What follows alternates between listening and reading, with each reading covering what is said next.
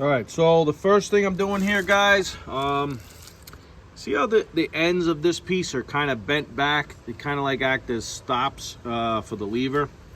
Not sure why this lever can't really go that far forward. I mean, this blade has the ability to drop down this distance, which would lower the blade down in case, you know, you went over a hill or something and you need the blade to get back down, or you went over a snowdrift, something like that.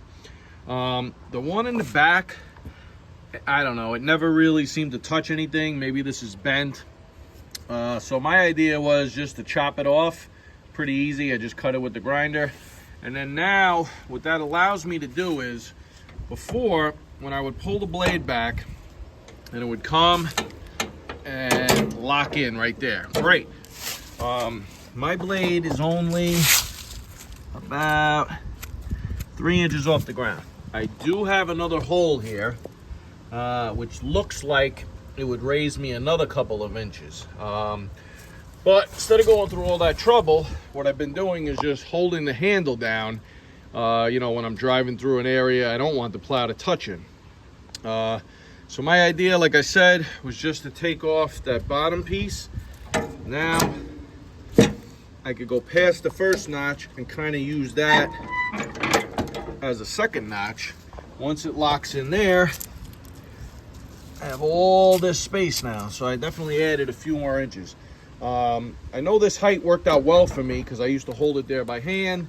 It definitely lowers this a little closer to the foot pedal, but it's not the worst thing I've ever seen. I definitely clear it. It was just getting to be a pain holding the handle back. So my next modification is to release this. That's where the plow drops down and it kind of just floats. That's usually fine with snow, but I've been plowing wood chips and dirt. I got a big project coming up to plow a lot of dirt with this thing. So what I'm going to try to do, and I hope this doesn't come to bite me in the you-know-what, guys, but I'm going to try to figure out a spot that just holds a little pressure down on the blade. And then I'm going to make another notch just like this one there. I'll probably drill it first and then make the notch.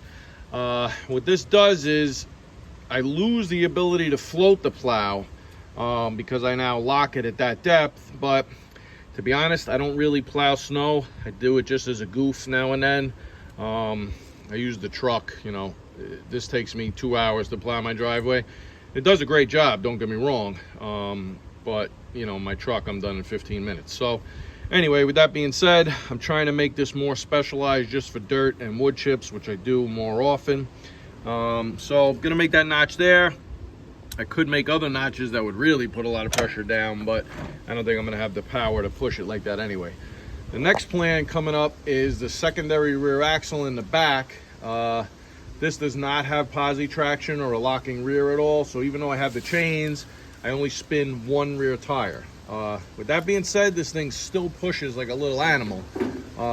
But the second rear I have is completely welded, so that'll be locked, and then I'm gonna chain drive it, you know, from this axle. I'll chain drive it back to the second axle, and that should give me a locking four-wheel drive in the back. I should really be able to push some dirt then, guys. All right. Busted out the little crescent wrench, guys. Got it on the trailer hitch and was able to turn it just that little bit to square up the front edge here. So I found this bracket I had laying around, and what I'm gonna do is, actually has a 1/2 inch hole already, which is what I need for all the attachments. I'm gonna cut off the end around there, and then I'm just going to weld it right onto the ball itself. I'll V this a little bit. I'll weld it top and bottom. I'll just have it come straight out. And then this piece is going to get the other one. So the tractor will get this part, the other piece will get that part, and the two of them will go together and just get pinned in the middle. Nice and easy. So this is the finished product here, guys. This basically is just bolted on, and I have a hitch pin on the bottom here, something just like this guy. So I just bolt that on, line it up. There's my holes, and then I just back up the leaf blower and I pin it with this guy.